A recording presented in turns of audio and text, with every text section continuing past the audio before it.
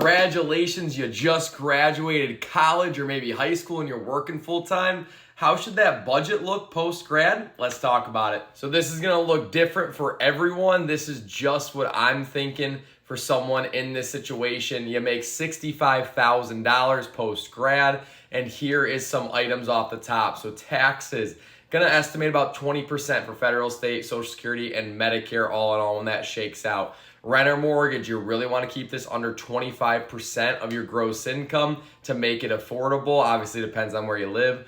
Car payment, you want to keep that under 8% of your gross income. We want to keep the big things under certain thresholds. I put gas in there, insurance, investing is a big one for retirement.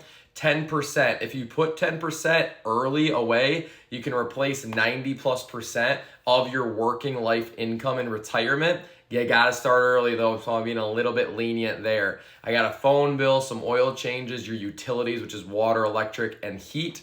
Haircuts in there, cable and internet. Food is another big one. I put about 10% of your income in there. Again, it's going to vary based on how much you go out, things like that. Household items is like paper towel, toilet paper, items of that nature. Put some clothes in there. Cosmetics, entertainment is like your miscellaneous, your concerts, your things of that nature. I put some trips in there, home decor, and then a gifts budget, and that really rounds us out for $65,000.